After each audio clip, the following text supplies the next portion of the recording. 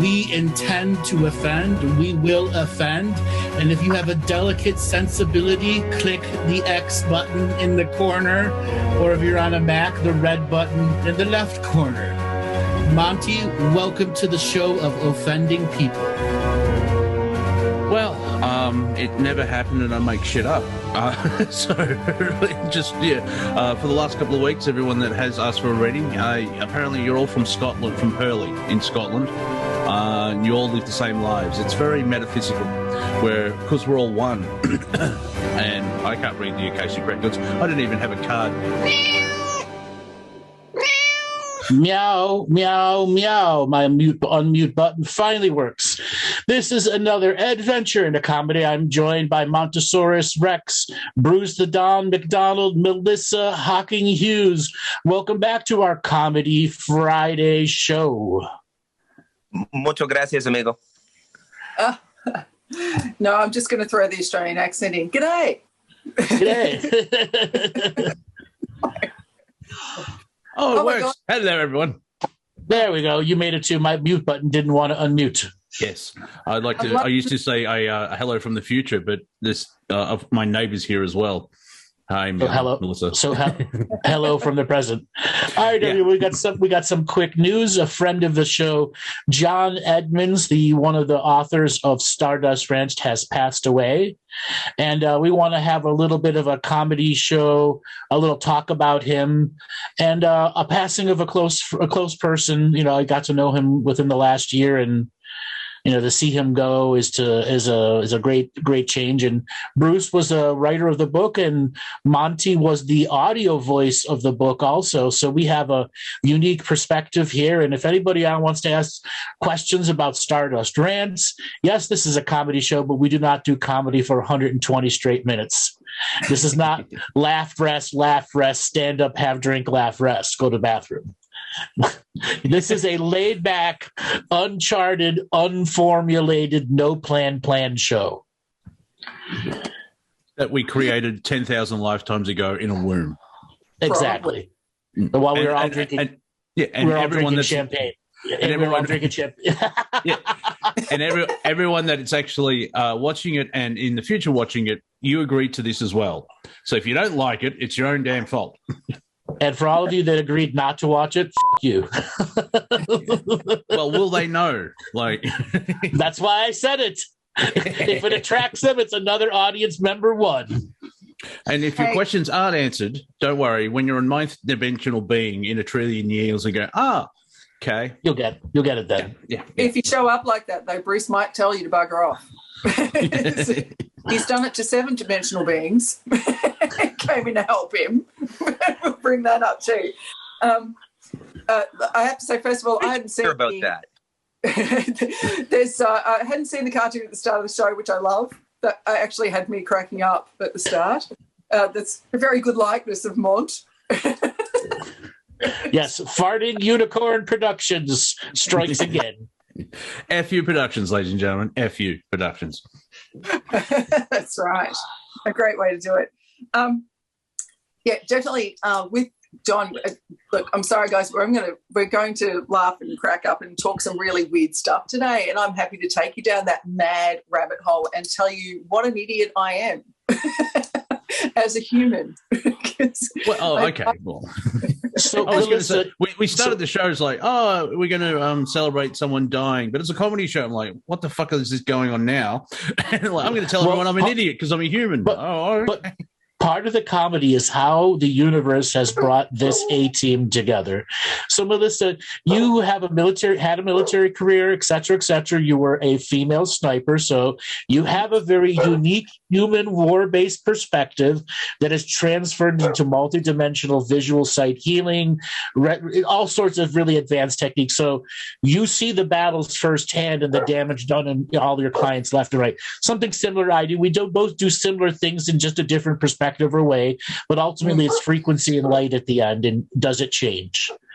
So let's talk. You recently read or listened to the Stardust Ranch book, and you just triggered something in you. And now we are going to put on our Twilight Zone music, because we are going into the weird zone. Yeah. there's so much I'd love to say about it, but if you haven't purchased the Stardust Ranch, forgotten the undertitle, Bruce. The Incredible True Story. Thank you very much. It is, the truth in this particular book is mind-blowing. If you're going to get a copy of the book, I'm an author. Look, here's one of my books. Ta-da, right? That's when I brush my hair. Yeah. Isn't that the only copy left? That's pretty much a collector's edition. That's right. It is. It's $4,000. So anyone today, just call in for Mellissa, and you can buy that for $4,000. Now that's Australian dollars, so that's about 3 gallons of petrol from the US. But this particular, I knew when Monty actually was recording the audiobook of Stardust Ranch. Buy the hard copy if you want it. I love hard copy books too. Still, they carry their own vibration, but I'm talking the paper version. But the audiobook of this book has to be one of the most powerful and astonishing audiobooks I've heard. It is awesome. Things I want to warn you about because of the vibration of listening to this book. Do not operate heavy machinery. Don't drive your car while you're listening to it.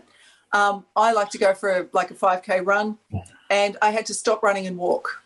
And I'm actually a very high vibrational presence. You actually just seriously, I'm actually saying that in all seriousness. Don't actually drive your car, because I tried it, nearly died. So yes, we have a rule: no driving and divining. Yeah, no driving and divining. Oh, and I do love it. Like, I kept getting texts from Mellissa as she's listening to it. It's like, it's so weird you're talking to me. I'm like, thanks. And I actually, I was listening to it in the car, got out of the car, and Mont was there and started talking to me. That was a weird transition, like from listening to him in the audiobook and getting out of the car and actually conversing with him. And but Monty has actually put a couple of signatures in there, which often professional narrators will do. I want you to listen out for the Aussie, because a couple of times Monty says bloody, which is an Aussie thing. Like, we say bloody, it's bloody hot, it's, bloody wet, things like that. And every now and then you're going to hear his little signature Aussie, it's a bloody. He talks about, when he's talking about the future of us, it's not about tech. He says, we don't need another bloody smartphone. And it's like, that's it. There's your little signature. So there's a little Easter egg for you to look for when you're listening to this book.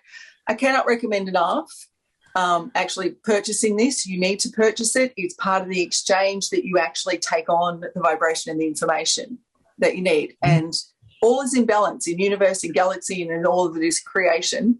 And as such, that exchange is normal. So pay for it. Don't try and rip it off. Don't download it from somewhere. Otherwise, you're just not going to get what you need from it. Okay, enough of me advertising it, because I've been advertising this everywhere, which I didn't get to say to Bruce because he's having trouble. So there will be royalties coming in, everyone involved in it, but, which is good, because I would like that for John's wife as well. But this particular, now you guys don't know a lot about me yet, and yes, I'm a healer. That's how I have come to the planet for what I have to do here. I'm here to teach. That's it. I am literally a phenomenal healer, and excuse my language, but I'm fucking good at what I do. Is that Australianism? How would you like to market you there? I'm fucking good. That's what I'm fucking good at. In terms of my military history, the one thing that the military turned me into, because I'm a woman, you may have noticed, and in this life anyway, and the military is often something that confuses everyone, because I was a weapons specialist and I'm a woman, so I'm not allowed to go front lines, not technically allowed to be any of those things. And if you ask the Australian military and the Australian Army what I did, it's very, very highly guarded. They release nothing. This book is, and Bruce, everyone's worked on this for years. They can tell you a lot more about how long it took for this book to come out, that there was like a 12-year delay or something between connections before they reconnected, all of that sort of stuff. I may have the dates wrong. I'm bad with timeline here on Earth, okay? Don't dates about the timeline here has never worked. Monty can tell you a million stories of me screwing up dates. But this book is absolute, it's absolute truth. If I'm going to tell you right now, is off the deep end, way beyond any boring old rabbit hole. We're talking, you're going to go down about 60,000 wormholes before you get to where you need to be. So rabbit hole's nothing, but it's Well, people ask me, what's the book about? I did an audiobook. Oh, what's it about? And I've condensed it to an 8,000 aliens and an 8,000-year-old time portal. And that's enough? Because people are like, what? And they're like, yeah, check it out. I don't need to explain anymore. That's the particular meme that something's absolutely what I was about to say. It will accelerate your own vibration just to listen to this. And it will accelerate it enormously. And that is exactly, as you get to the final chapters in the book, you will hear why that's essential in the human collective consciousness. And in our survival and in your individual awareness and ability of what you have, because with everything that I do in vibration, with all my mass communication with every species on the planet and everything out in multidimensionalism, it is a communication. It's a quantum-based vibration. That means that it's immeasurable and it's based in information and light. Which is actually the same thing. Light and information are the same thing. But it will accelerate you and enter a new awareness of self that is the absolute all-powerful weapon that you would use anywhere, not just on this planet, not just in your office or wherever you might be. That acceleration in the self and your awareness is your absolute all-powerful weapon. That's the power of reading books like this. I got to ask a direct question. As you're reading it, people get downloads, but as a healer, I'm sure you had a lot more. Let's go into some of the aspects. So you're seeing it from your higher view. Don't filter it for people that can't understand it. Be unfiltered in your perceptions from the book. Because I don't want they can handle it. They can all handle it, yeah. And if they can't, fuck them, don't worry. Yeah, as Bill Hicks says, you try and aim for the highest intellect in the room because it's time. Just take your safeties off and freak us out, yo. Exactly. Put the tracer around every four rounds. We're good. All right. Look, I've got so many stories from this week that have come in since I've been listening to the book of people that have come into my life in the past week. In terms of what came through, I'll go back to Andrew's question. The communication came through was enormous and overwhelming at times because I don't live linear time. Every time they came up to an incident, I entered the bloody incident, which there's the bloody. I entered the bloody incident and actually experienced it through John, so through what he did in his presence. And felt everything that John felt. You don't want that. I got to tell you, it was like to feel his fear, to feel his, oh my God, the man had rage. Woof. To feel as an example, when the first time there's the doppelganger, where well, I'm just because you're connected to John. That was amazing. Yeah, you would not want to take the last piece of bacon at Sunday brunch with John Edmonds at the table. Oh my God, no. I'd try. I have to know. I want that bacon. What do you think? Hey, call me Stumpy. Call me Stumpy from now on.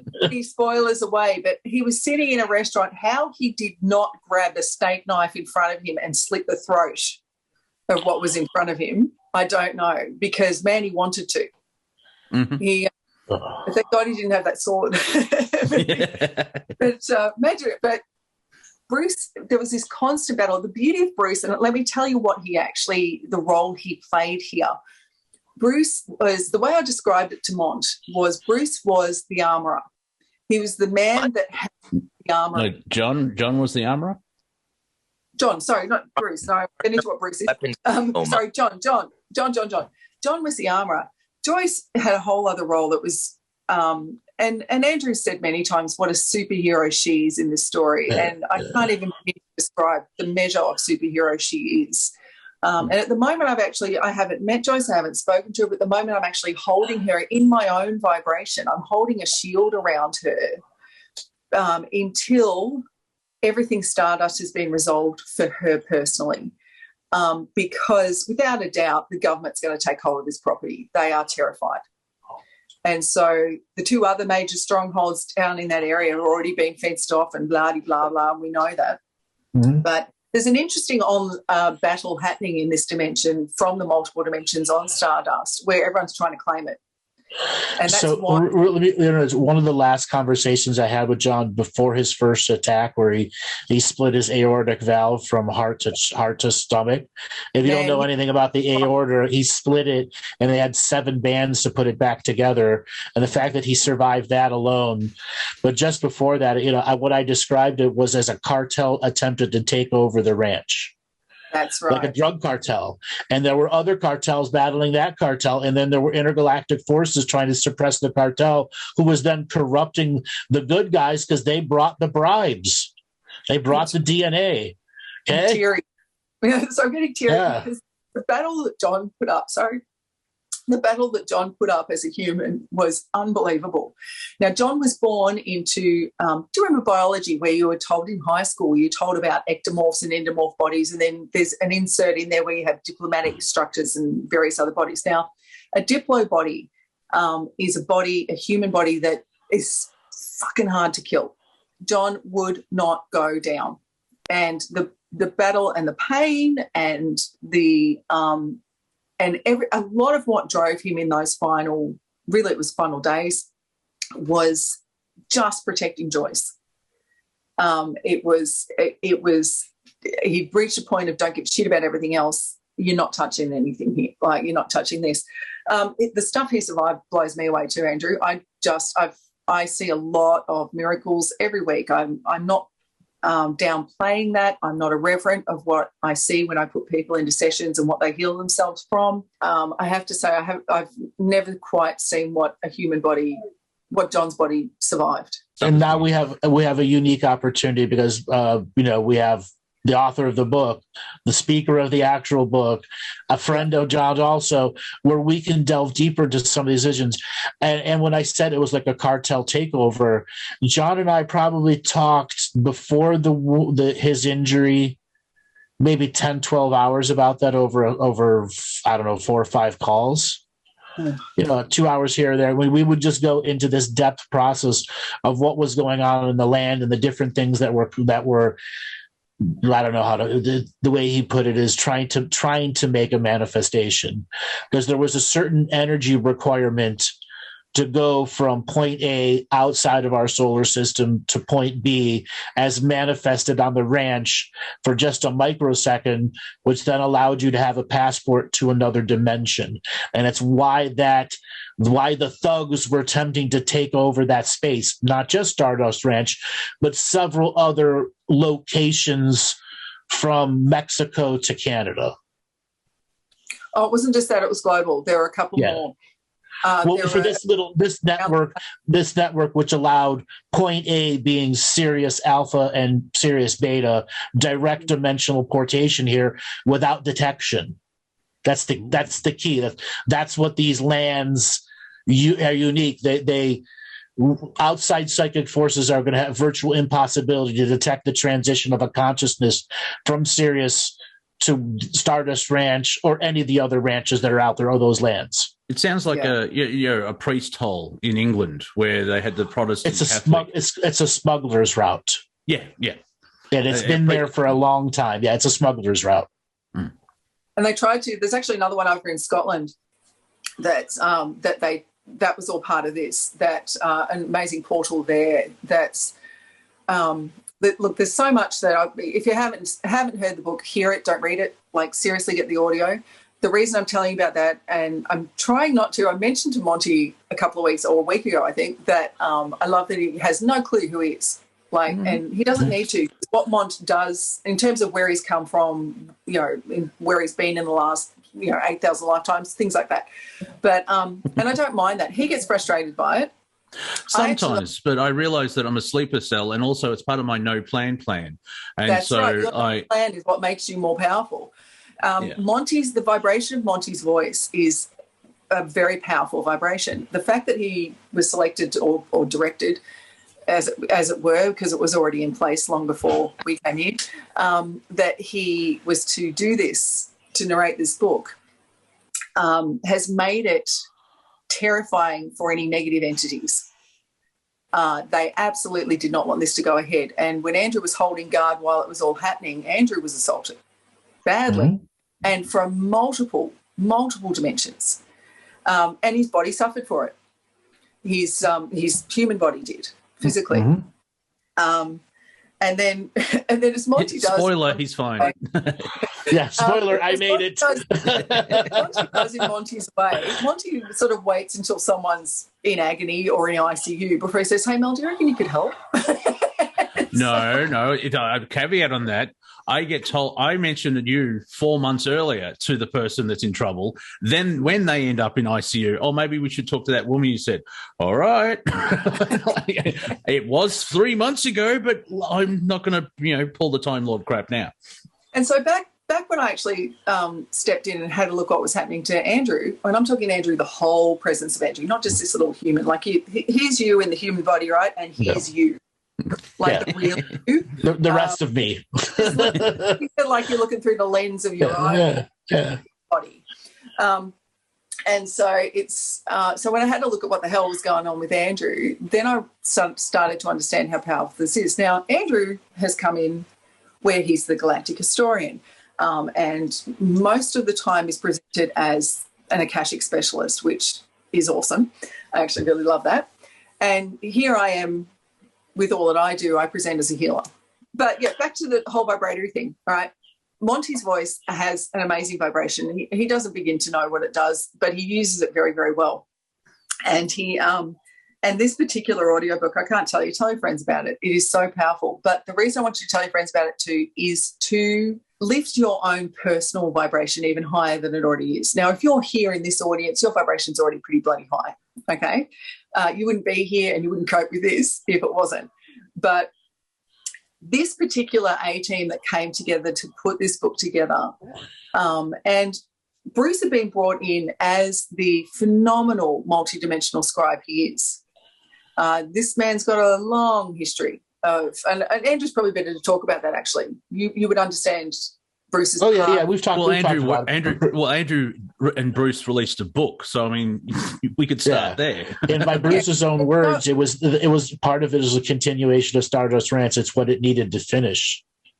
Yeah. Would you remember Bruce? Would you talk about that, about how unique the two books are symbiotic to each other? Oh yeah. Well, there's actually a trilogy, but I don't recommend the middle one for everybody. It does for the dark vibration what Galactic Historian does for the light vibration. And it was a necessary book for me to write, but it's not a necessary book for everybody to read.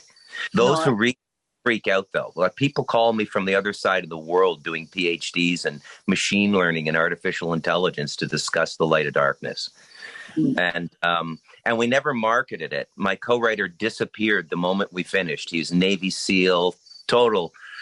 But the three books work together. And, I've thought about this a little bit. And when you look at literature the way I have, there's always at the beginning of a century a new form of literature. At the 19th century, it was hands down, it was Heart of Darkness by Joseph Conrad, which hit its peak with Francis Ford Coppola's interpretation of it in Apocalypse Now. Okay? Yeah. The whole 20th century explained to you in 1905 by a Polish dude for whom English was a second language. Okay? So these three books are sort of like they're going to prime the 21st century. That's the way I feel about it. I feel very proud. I want to say about John Edmonds. John Edmonds, man, I've known that guy a long time. He used to, and I'll tell you a few inside things. The Stardust Ranch has a fan base, a groupie fan base inside the CIA. And, for those of you who've seen HBO's Rome, I always felt about John like we were Lucius Farinas and Titus Pulo. And always, the guy was just literally the toughest human being I know. I mean, literally the toughest human being I think I've ever known. And just from and knew everybody. Jimi Hendrix, Jimmy Page, Robert Plant, knew everybody. Okay, his experience with ETs far precedes Stardust Ranch. We decided to tell the story in the scope we did because that's all people can handle. There were future books to be written with John, but he decided to leave, and he earned it, obviously. Oh, he did too. That's just it. He didn't choose to leave. And that's that was where I was really offended when I saw where he was. He just, the human biology can only handle so much. If anyone could have pushed it further, it would have been him. It's like I've just never seen such a phenomenal biological survival. Just literally phenomenal. I use the word phenomenal, everyone, it's literal. I've never seen anything quite like it. When he had his second aortic tear 4 months after the first one, or 5 months after the first one, he wanted to go home right after the surgery. And at that point, there was no way they were going to let him home because he was still bleeding internally. And he then, at that particular point, he was still, piss and vinegar all full of it. To clarify for this conversation, when Andrew says home, he means Stardust Ranch. He doesn't mean Arcturus. Yeah. So it's just the language we have for this conversation. So. You have to understand the nature of the surgery he went through, which was the aortic, where they had to reband the aortic valves. I mean, that's the Widowmaker. It kills 98% of all people, and he survived it twice. Yeah. So to reiterate how strong that body can take stuff. In two different sites, though. It wasn't the old site that had already been damaged that ripped up. It was a second site, and that never happens.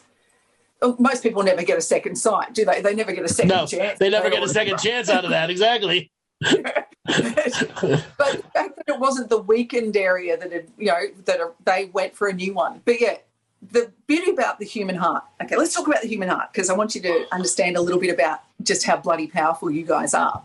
So the human heart, of course, we've got this fabulous muscle that pumps blood that you have absolutely no control over. That's the beauty of this thing. You cannot control this heart. Now, you've seen with organisations like HeartMath and organisations like that around the world, they've now proven, about 15 years ago now, they've proven that the heart has its own brain. It's only about 40,000 neurons, but it's probably not that. We talk about it all the time, the heart brain, the brain, heart brain, and gut brain. What we know. So let's talk, and in Stardust Ranch, the audio, you're going to listen to stories about electromagnetic frequency and electricity and all of the stuff that goes with that too. They now know that the electromagnetic field from the human brain is enormous. We're a phenomenal source of electricity, and it's not because of how the body operates. It's because of the spirit, the actual core and soul and presence of who you are. That is the untappable source, and also the untouchable, but we'll get to that. The heart itself has its electromagnetic field is about 500 to 600 times bigger than the electromagnetic field of the human brain. The heart is the communicator. If you're going to have multidimensional communication, and I'm talking spirit, if you love God, he's in there too, life, source, universe, galaxy, all beyond that, everything that is existent, creation, everything that's not, because it just is. That's where you get it. You receive and you send from the actual heart. Now, I'm not talking the muscle here. I'm talking the core of your communication. No, not heart chakra either. They combine. Heart chakra, now, and I love this in the book, John describes it spectacularly, that the chakras that we know get spectacular. The larger one is the heart, okay, of the toroidal complex. It's all donuts, everyone. It's all donuts. Yeah. It's the toroidal complex, much, much bigger than this.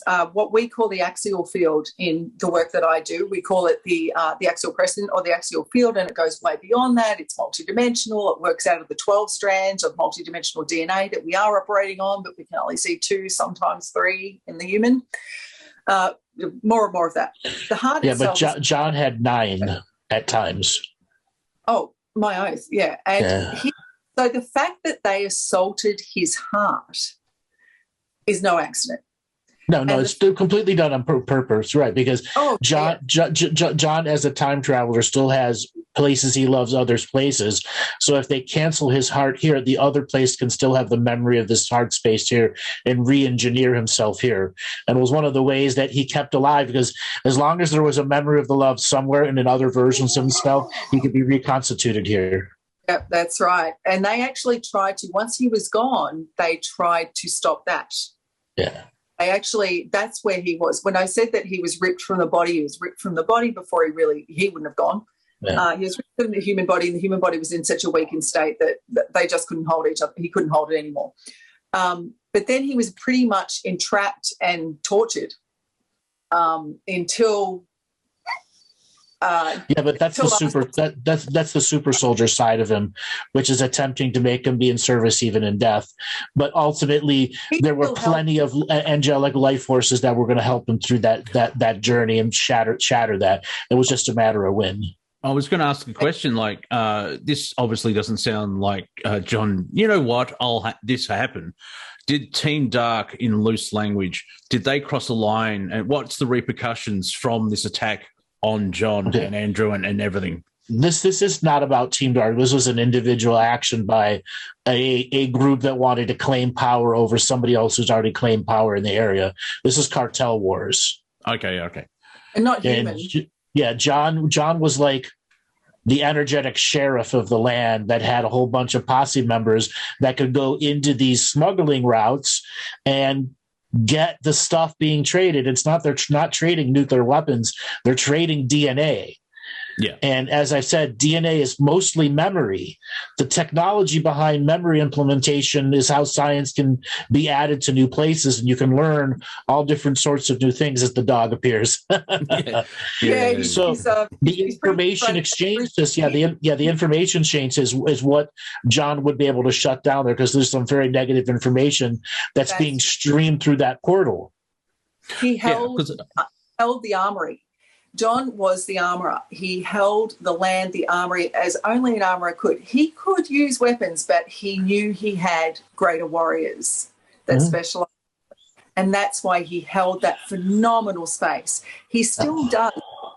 John's, like, his body's left. He's not dead. Be under no illusions. It's like, they tried to destroy him. No.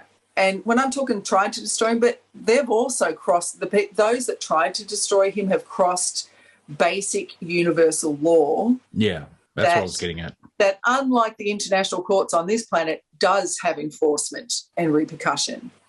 And so, John as a sheriff had an energetic writ of like when they gave pirates, what is it, the writ that allows them to do anything overseas, any jurisdiction. A letter of marque, that's what it is. And once you have that letter of marque, you can be a pirate hunter. And John had that at the galactic level, letter of marque. I would love to say to you that I'm not trying to get you to hero worship John, but you should. Frankly, do it. Right. Unsung hero. And we're singing his praise today. We are. And to add, he was a nice guy. Like I've talked to him about 3 or 4 times, and remember that Revolution Radio interview we did? Bruce was hosting, and it was yourself, Bruce, Andrew, John, and myself. That's actually up on my YouTube channel if you want to go back to it. And that it's like 2 hours. It's fascinating. Your perspective, Mellissa, you'll find it fascinating because you'll probably go back there and see. Oh yeah. See, this is why I'm doing it. This is why we're soul family, because we love a good paradox. Look, one of the things when I was selected to be an officer in the military, there was like 1,600 applicants. 63 got through. 2 of them were women. Me.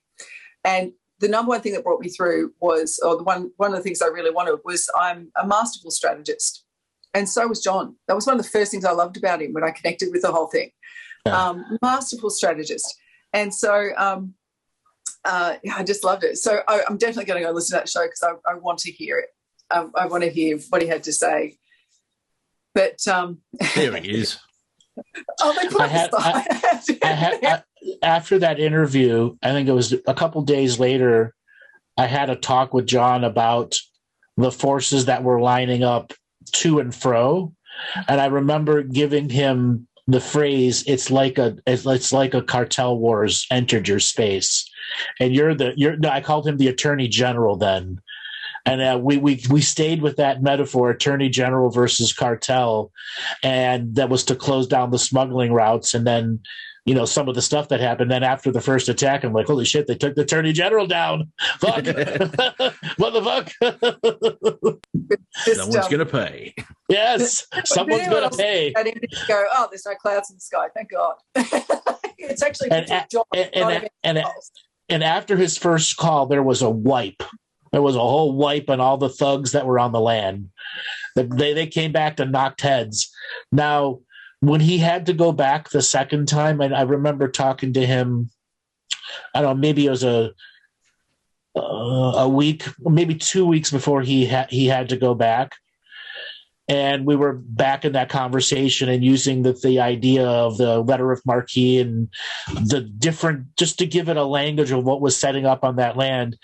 And if people remember the politics at that time, everything was just upside down and inside out, and no one can figure out what was going on, which is what the multidimensionals want, because they're trying to introduce an alternate way of thinking. So just like we got alternate facts, just like we have two sides, Fox News versus the MSNBC news, and there's no center anymore. It's either left or right, both owned by the same thing.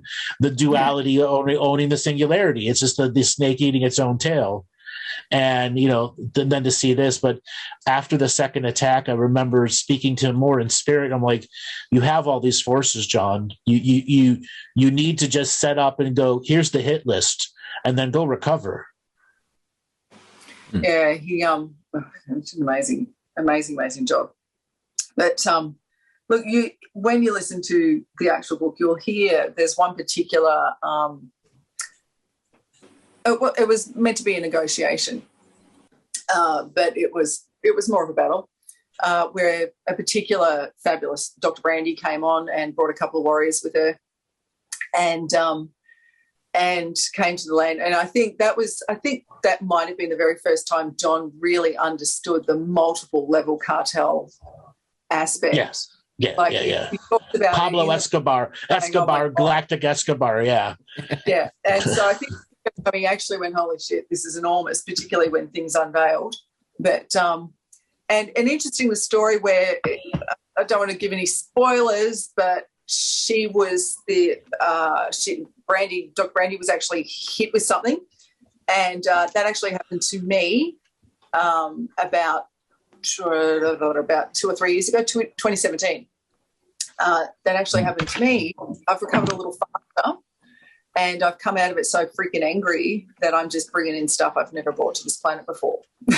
So, that which does not kill you makes you super stronger. Whenever the heart has a heart attack or has an assault or a malfunction in a human and survives, it develops scar tissue and becomes even harder to kill. The scar tissue makes the heart even stronger. The heart is a phenomenal. If you ever did biology, you cannot break a heartstring in the physical heart. It is an amazing structure. Oh my God, it's beautiful. It's just, I, by the way, love human biology, but it's a beautiful thing. If it actually has an assault and survives it, it becomes even bloody stronger. And that's what he pulled out with that aorta. No one survives a ruptured aorta, let alone in 7 freaking places. But of course, John did. And the way that John's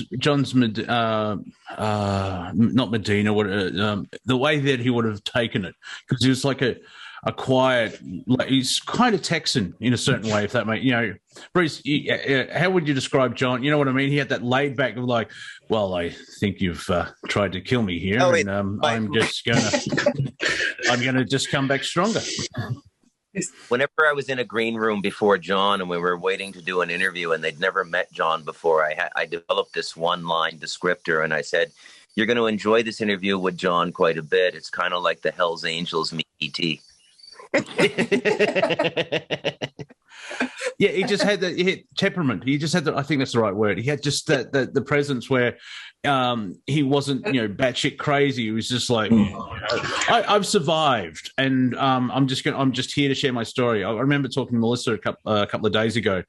John's mission really was to get the story out. And that's like hooking up with Bruce, and then Bruce just out of nowhere, hey, Monty, do you want to do the audiobook? Okay.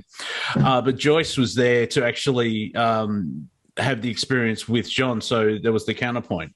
And that's where when I first read the book, I was like 3 chapters in or something like that.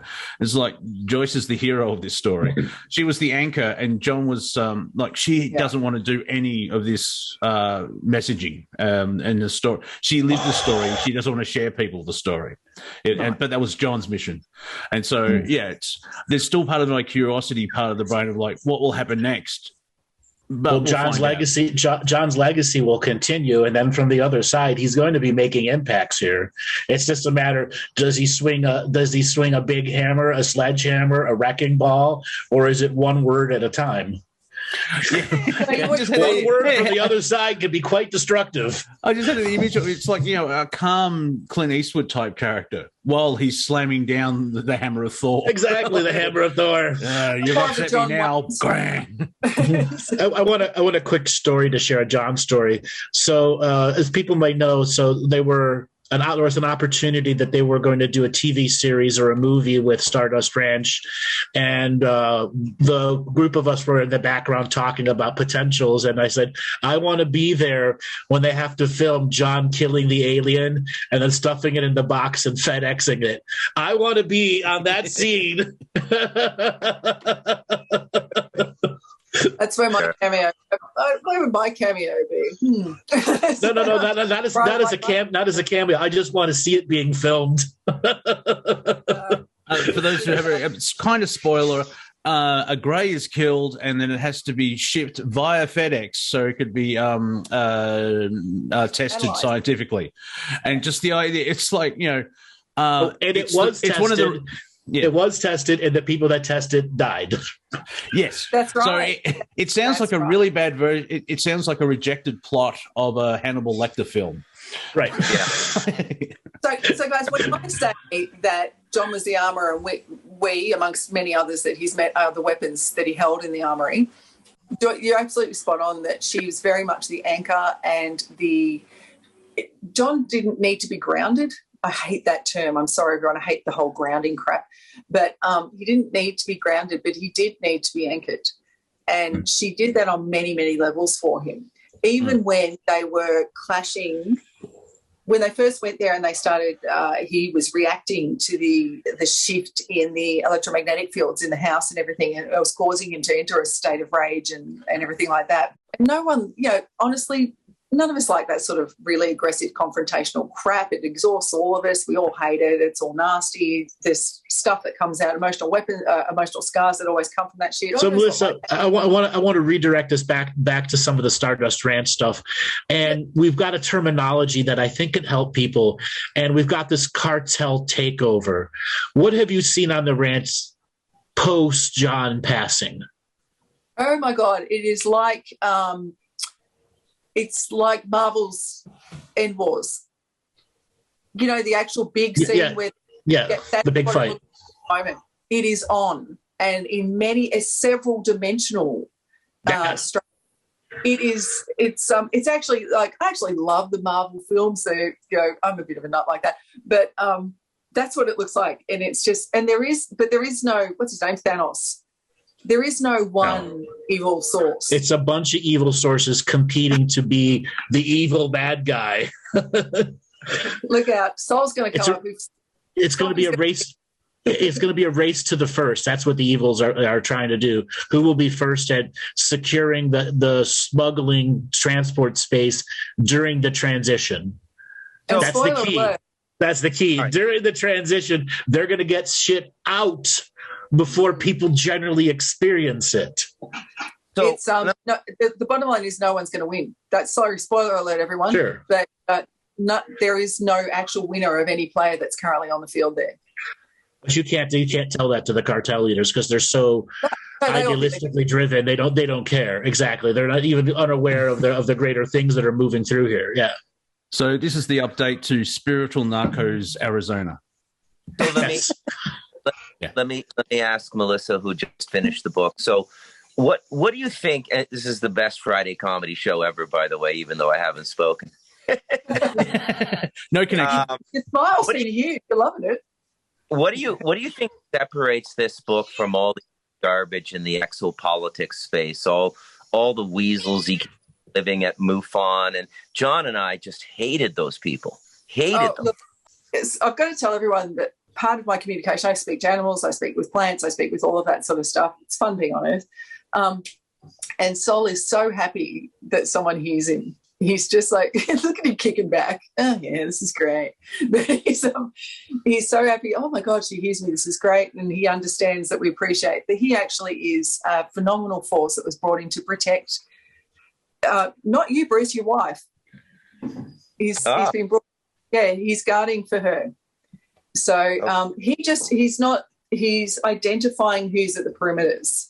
But your perimeter is held really well by your 7-dimensional people that you told to bugger off, apparently, but they still love you. If they want to work for free, if they want to do that, that's fine. And I didn't tell them to bugger off. I just said I don't have time for this, right? Yeah. And he said, schedule an appointment. He said, schedule an appointment. And etherics can't schedule an appointment. hey, Roman numeral time here, buddy. Roman numeral time, right? Did somebody tell you this story? Which story? 7-dimensional beings. No, I looked in on you. She peeked. Let me tell the story because it's really funny. Because I'm like Laurel and Hardy going through these supernatural books, right? So I finished The Light of Darkness, and 3 days afterwards, I sit down a meditation. After about 10 minutes, this dude pops right into my mind's eye. And I'm like, whoa, like, holy cow, like, what's going on here? And I come right out of my meditation and I call a friend of mine who's got a friend who is an ex-super soldier, and they do a reading and they say it's a seventh dimensional Ligurian being, and he was protecting you throughout the writing of the book. And I said, well, why is he just communicating directly now? He said, well, you're relaxed, you finished the book. And he says, my friend says, what do you want to do? You want to close the portal? I said, yeah, close the portal. I don't want anything with this. He said, the energy of the book opened the portal. So 2 hours after that, I call my co-writer on the book, Bob, and I'm on the phone Skype with him for 5 minutes. He's in Hawaii. He goes, well, hold on a sec. Yeah. Did you just close a portal on a 7-dimensional being? That book you ungrateful about? I'm like, yeah, I did. I don't want anything to do with it. I got Netflix. I don't need this guy. They're still here, so I'll do something tonight after the show to invite them back in. But I don't like getting distracted a lot. I've had over the years a few different groups try and come in and buddy up with me, and Sol's trying to tell your wife. Did you hear what Mellissa said? I'm protecting you. so yeah. Sorry, Sol was louder than you. Sorry, Bruce, keep going. Oh, that's okay. So yeah, I mean, I recently had another one meditating about 7 or 8 weeks ago. This one scared the bejesus out of me. I believe it was an elemental. So just imagine like human form, but it looks like one of those owls that can blend right into tree bark. And I'm meditating, and this thing comes through, and I'm like, oh Jesus! And this happens to me all, and then I kind of figured out that was the elementals around here. But there's a much deeper story here, Mellissa, about where I chose to live, the Talamanca Oh yes, I hope you go into that. And everything, I mean, this is me finding this place is practically a coronation on another dimension. You're sitting on your Scottish Rite Stone.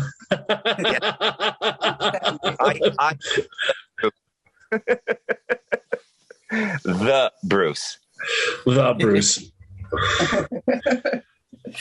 So let's get back to the ranch and the war that's being set up there. So basically, special forces versus special forces is what's going on there in the current metaphor.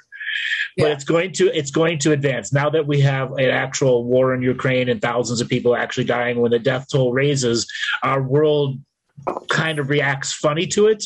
And one of the things that's going to happen is you're going to see a death toll on other dimensions, which is then going to balance out here in another way, either through birthing or bringing in new people in this reality.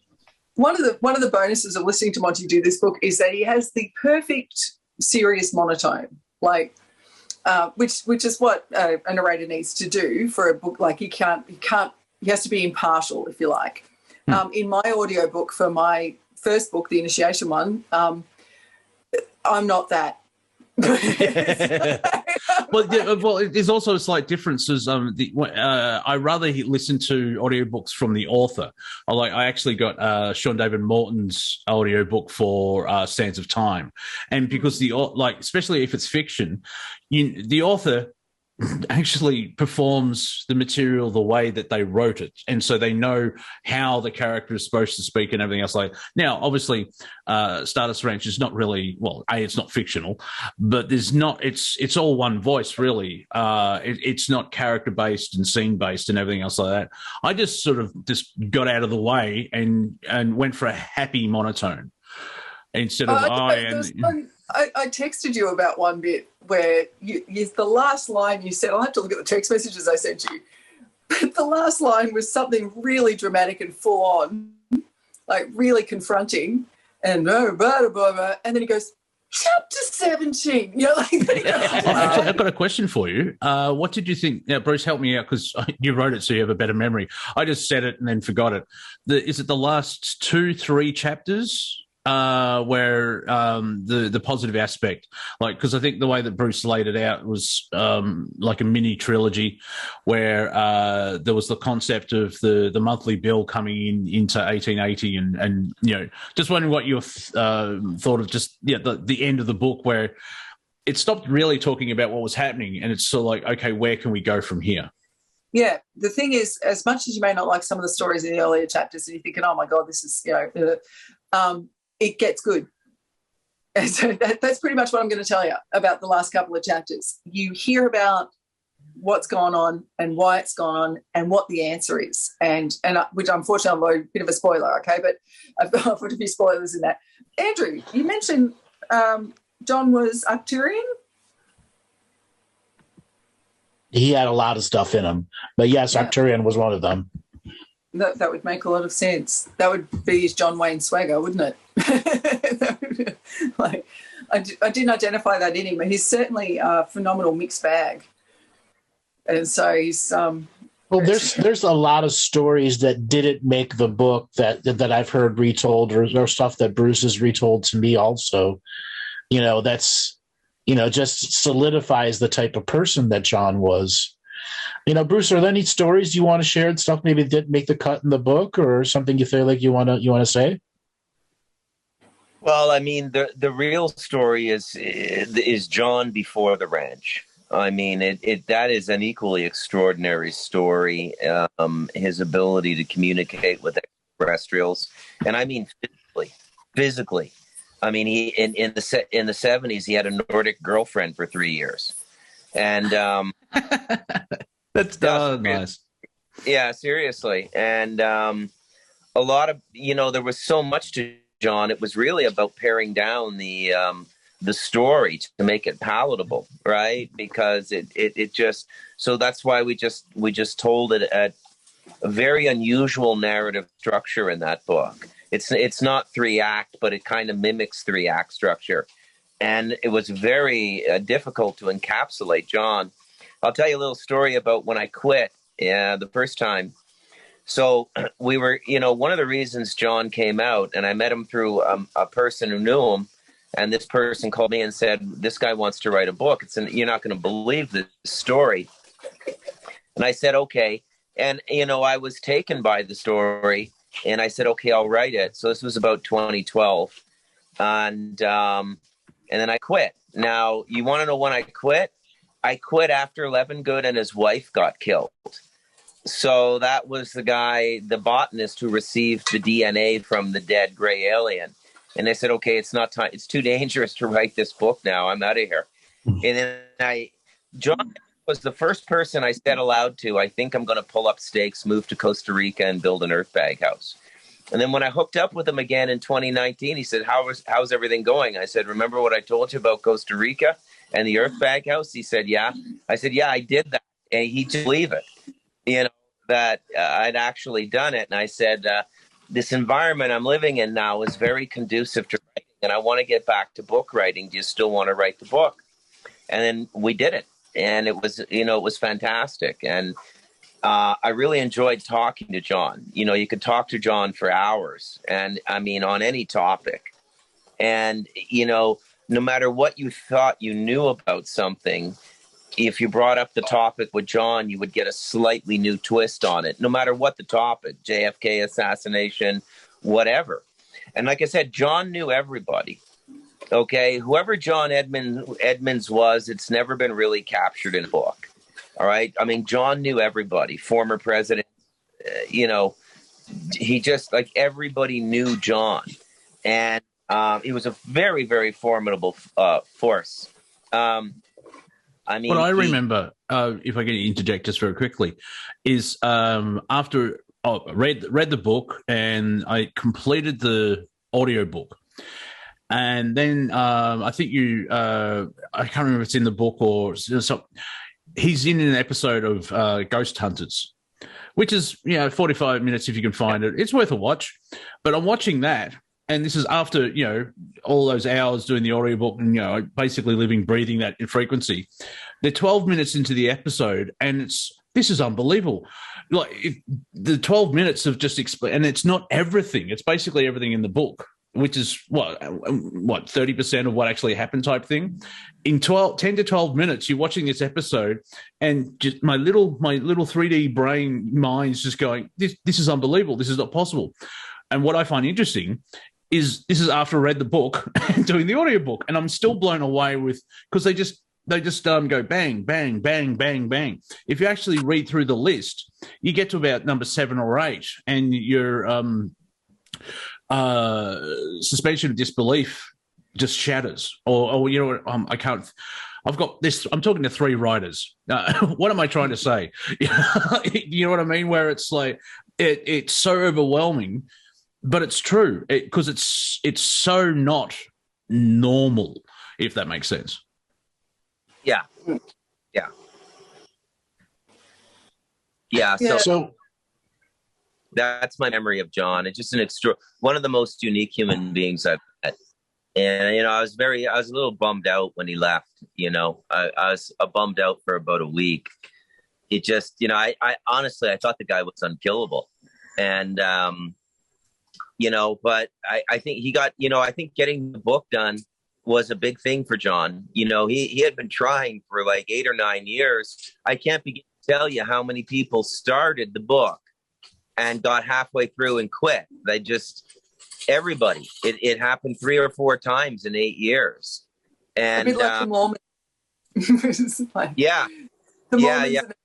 The Mormon. I mean, to this day, the Mormons won't go near him. He's like, he's like the Mormon devil in Arizona. The Mormon exorcism is a classic. Because he doesn't wear the magic underwear. Yeah. All right, Elder Tommy, we're just going to go down into Arizona here. And what about that ranch? No, we don't go there. We do not go. That's where the devil lives. We move further down. So that's the devil's devil. That's what the devil tells his little devil kids about to be afraid of at night. That's a devil ranch. Guess what they raise there? Devils. That's right. Devils. It's a ranch of devils. Hey, it's a good book. Was I'm sorry to expand on one of the anecdotes in the book, but the Bigfoot thing, the Bigfoot, like he was a gigantic Sasquatch. You mean the Michelin Man? No, not the Michelin Man. It was like a gigantic Sasquatch that just walked. He was in his workshop. He looked out, saw it walking across the property. Went, "Oh yeah," and kept going in his workshop. He was so used to it all by now. That's the Michelin. Yeah. Okay. Free. Where the hell that from? What's that from? I couldn't identify with that at all. I don't know. John told me his brother was there one time, and his stepbrother is an ex-Navy SEAL and fired about 10 rounds into one of these things, and it didn't even flinch. Yeah. Right. A lot of people listening to us think we're just crazy. Yeah. This is like a whole other reality we're discussing. But it's real. I mean, it's multidimensionally real and real at the same time. It's real. The delusion that and it's purely out of conditioning, like psychological conditioning that we believe that a gun is actually going to solve it. And a gun's, as I said, it's a very primitive weapon. Think about it, where it's just firing a piece of metal. I mean, I know rounds are probably no better than you, that rounds are incredibly more advanced than this now, but it's actually quite a primitive weapon, and it's very easy to not hit what you're aiming at.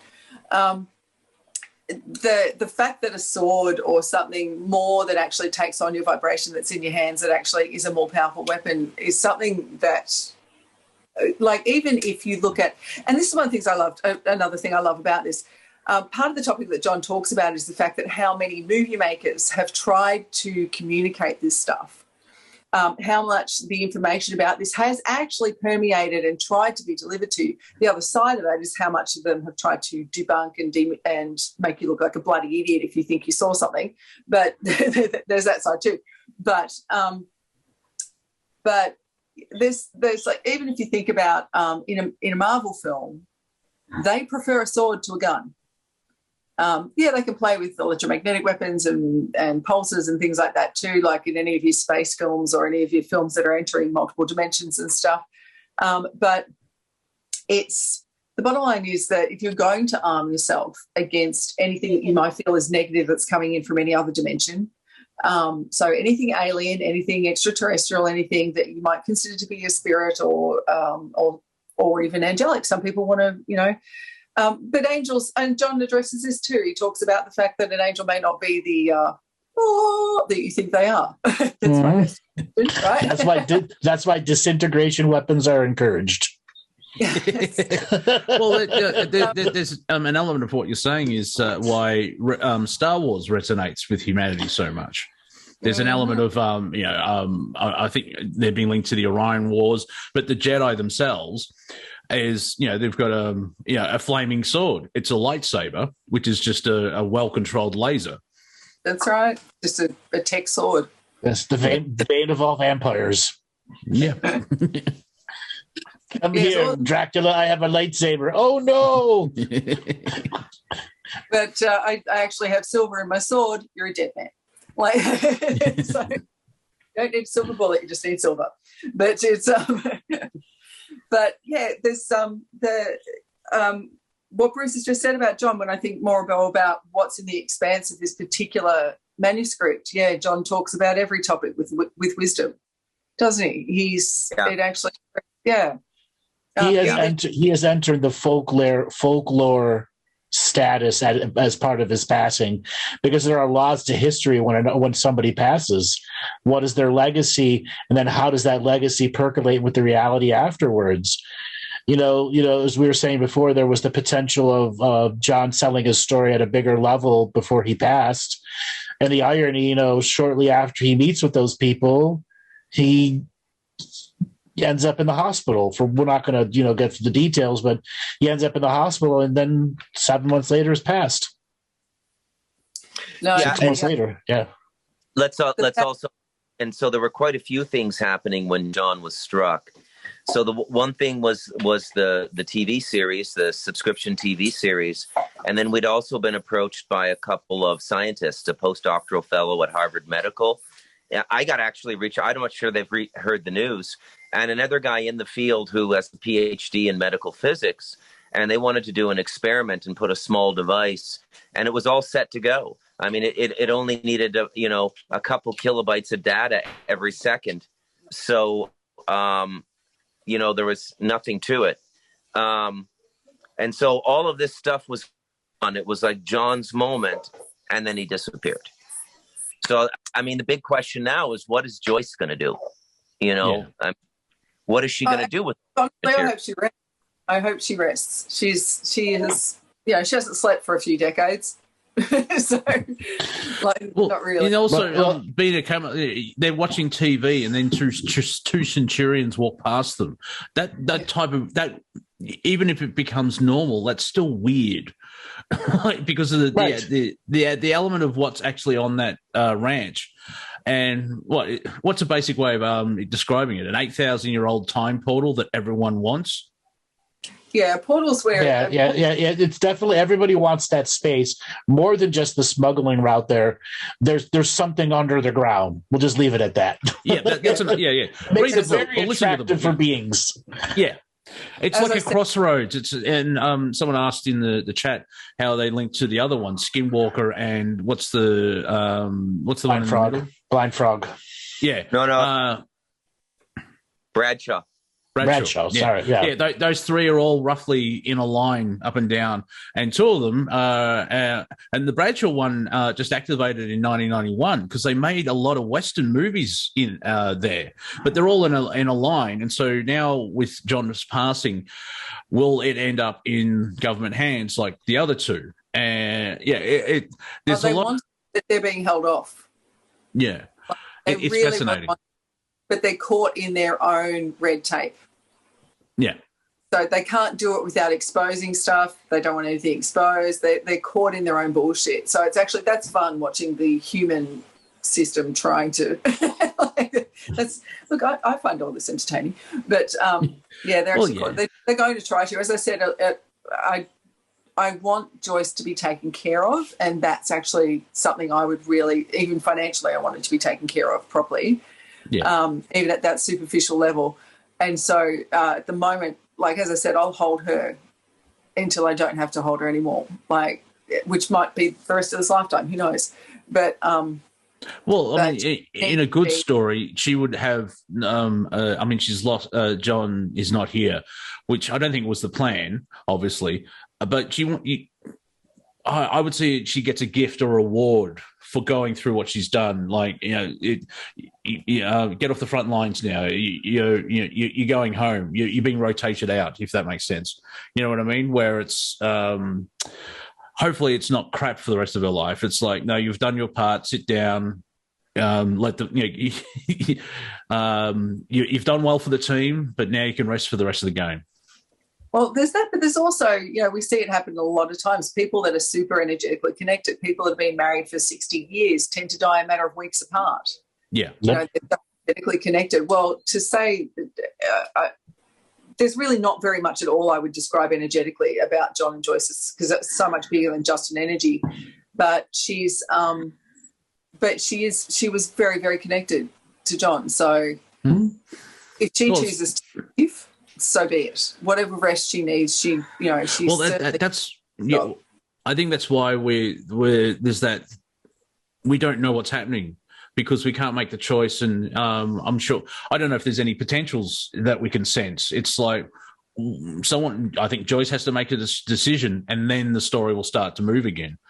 Well, Bruce, would Joyce want to tell her version? Would she want to tell her story? No, I don't think so. No, she never really. Yeah, I got the sense that, John wanted to keep her out of it, wanted to keep her out of the public space because it was just so vicious. I mean, the way John was treated by everybody in the UFO industry, I think he's the most important UFO figure of the 20th century, more so than Billy Meyer, way more. And you've got this sort of MUFON industry. We kind of make fun of it in the book. I mean, you've got the fourth wall chapter where we talk about John Mack and abductions because John didn't want to talk about his abductions. It's extremely personal, being abducted. And just interrupt it. Chapter, incredible research. Full credit to you. Oh, thanks. Yeah, thanks. Yeah. That's what I do. I'm a technical writer and I have a journalism degree. So this is all my daily. And John wanted to keep her out of it, but I don't know. I think she's stepping up now. We're Facebook friends and she's starting to post the kind of photos of the sky that John used to post. Like it's like the new sentinel of the ranch or something. She needs help there though. Somebody has to move in, another couple or something, or she can't live there alone. And then they had a lot of animals. Like John loved animals. He had horses. At one point, he had about 30 or 40 Rottweilers. His nickname was Roddy John for Rottweiler. And they ran a horse shelter called Hopeful Hooves. And there's been a lot of movement with the animals and stuff. This is incredibly traumatic for Joyce.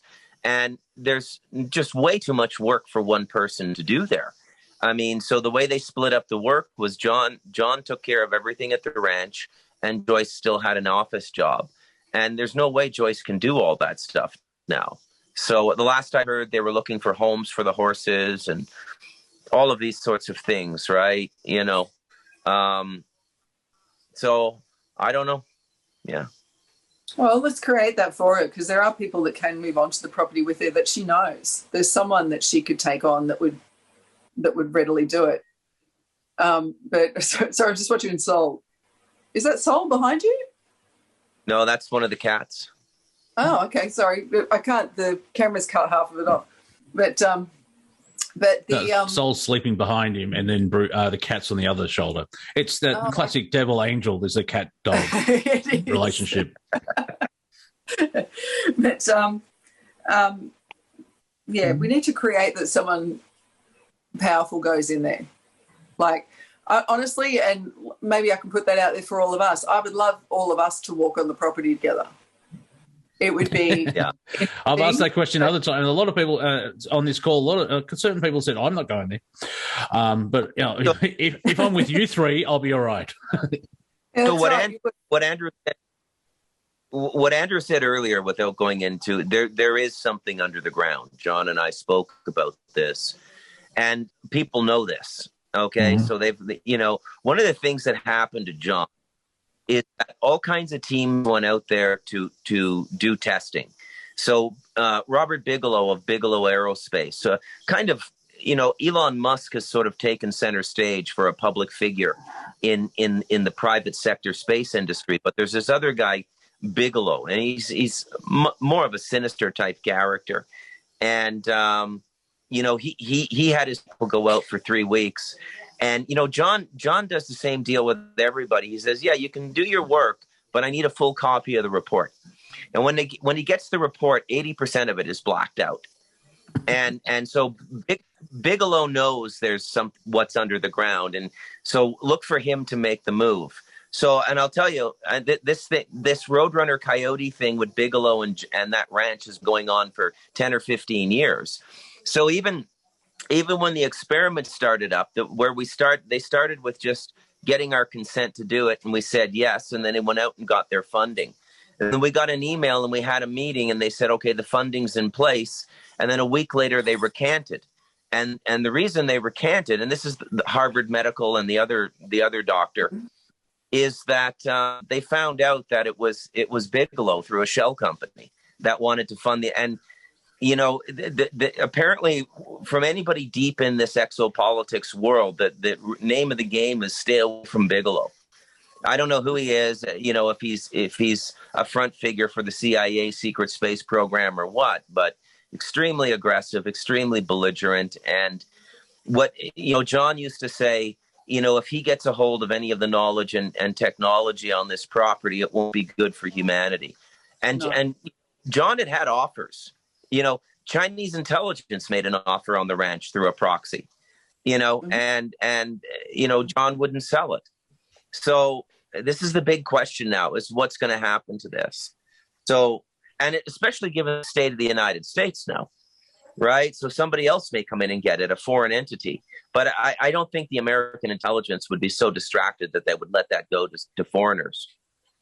Well, if they've got the other two, they want three. Like, they would definitely want to have three, because some person wearing a white coat in a bunker somewhere has probably postulated that the three of them linked up, there'll be a network or something, or blah, blah, you know, because it is fascinating there.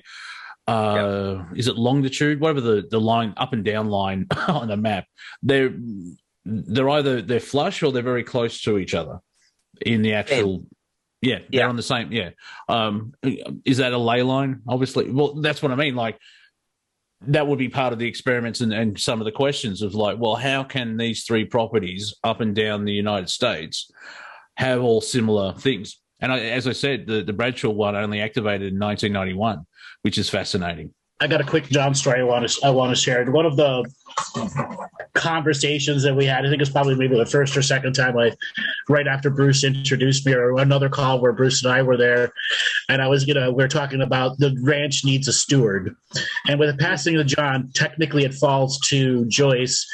Joyce is still in transition. She's going to figure out what she's going to figure out.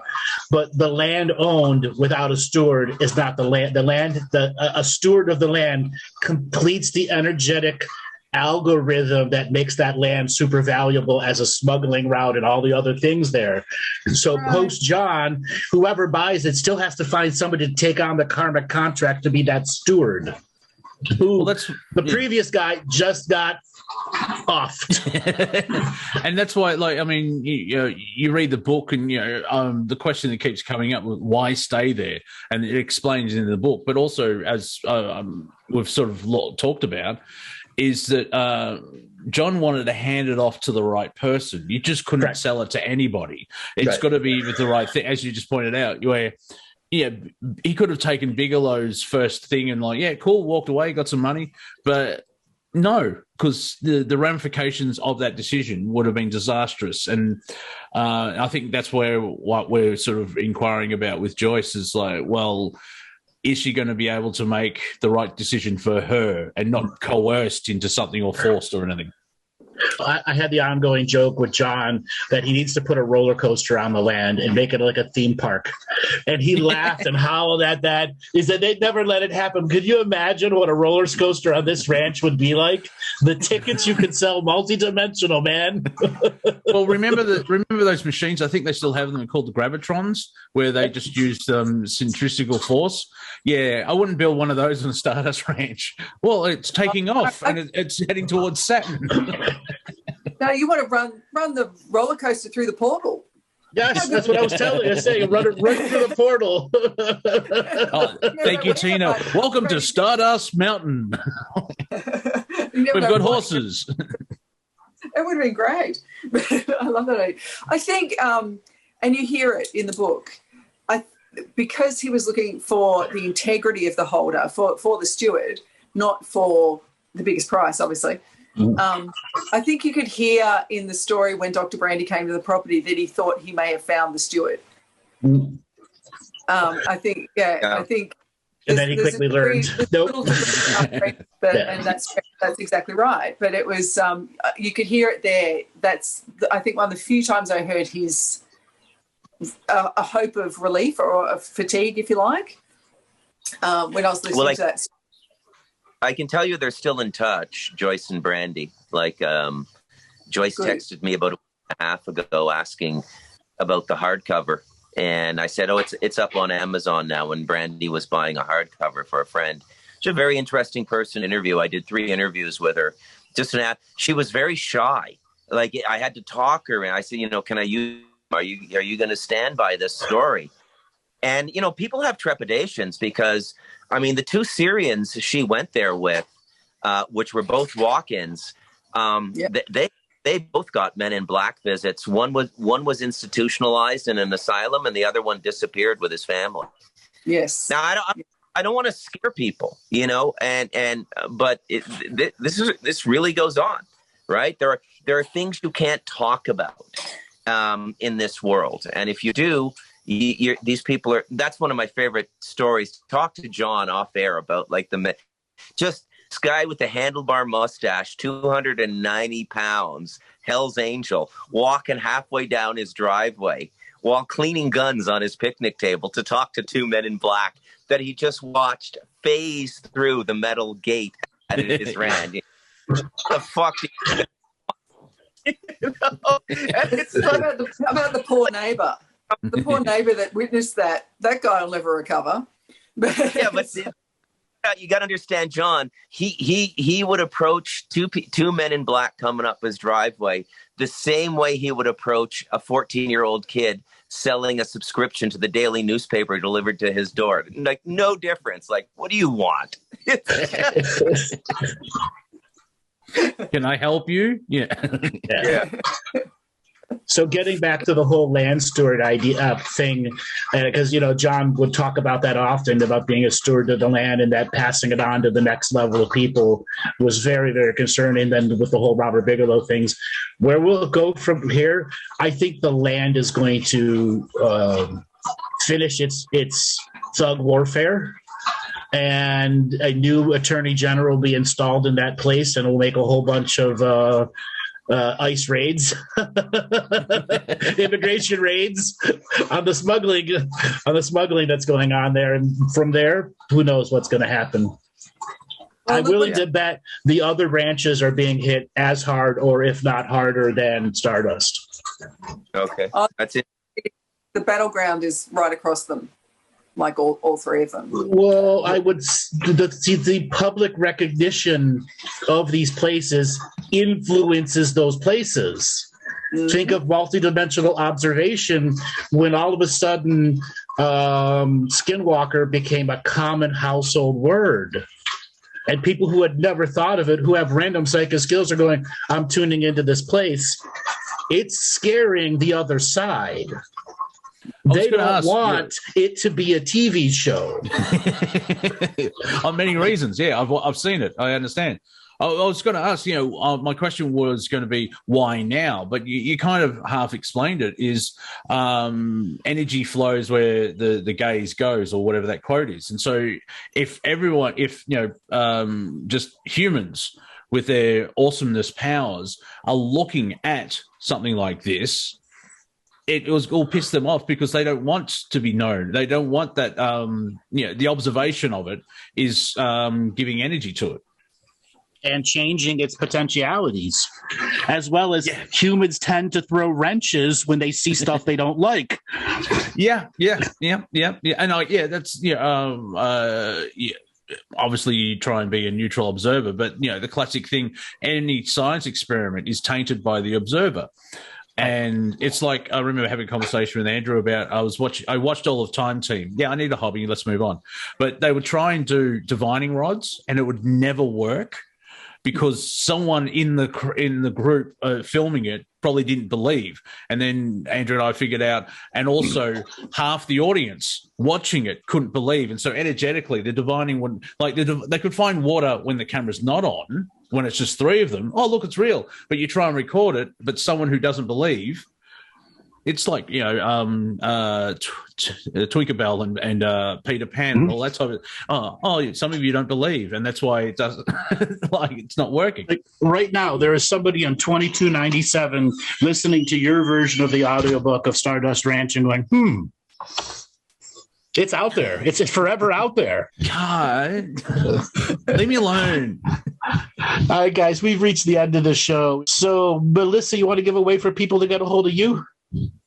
Look, you can see my name up there, say Mellissa Hocking Hughes. Go to that, MelissaHockingHughes.com. You can find me there. At the moment, really the only thing you can book with me is a remote healing session, which is also an experiential session if you want to do that.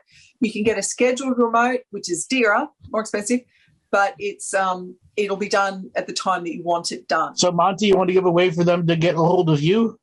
Wafer Thin Entertainment on Rumble, YouTube, Odyssey, BitChute, at Real Monty Dean on Twitter. If you go into that, Wafer Thin Entertainment is also on Twitter. Facebook, there's my page. If you're awake at 2 a.m. New York time on Wednesday mornings, I have Planet Collingwood, which goes live on Revolution Radio. Bruce pops in for that a lot, and then that actually goes up on my video platforms. And I don't really need to mention it again, but I've done an audiobook called Stardust Ranch. So if you want to listen to me for 8 hours, you can. All right, Bruce, you want to give a way for people to get a hold of you? Yeah, go to Amazon.com and you'll see the books there. And there's Stardust Ranch. And sometime in the next 3 months or so, I'm going to start up an online periodical where we just write about current affairs, but off in the future. And anybody who's interested in writing, let me know. And, we just write about everything, society, money, entertainment, everything, but just from a unique perspective. And yeah, thanks for the infomercial on Stardust Ranch today, guys. So Sorry. You know how to get a hold of me. Go to Facebook, YouTube, Twitter, Twitch, anywhere. Go to my website, andrewbartzis.com. All right, everyone, take it easy. Have a great day.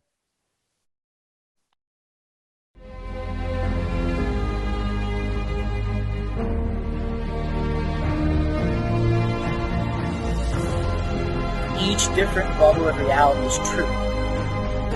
A galactic historian is a person that looks at all the lines of dramatic karma. Nudge, nudge. It's the Holy Grail.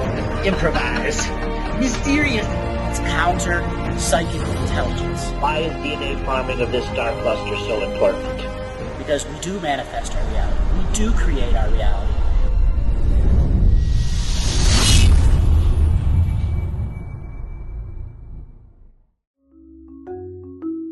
Hello. Let's create. Let's co-create. And let's change this world with love. No matter if you're from Alpha Centauri or Earth, we all began with the same birthing process. We live in a limited point of view. Living the mystical life daily is about striving for the unlimited point of view. Each day, each human being gets an infinite amount of choices. Living the mystical life daily is about facing obstacles and challenges. The level of awareness that you are working at means you have a responsibility to be equal with it. How does one truly let go of expectation?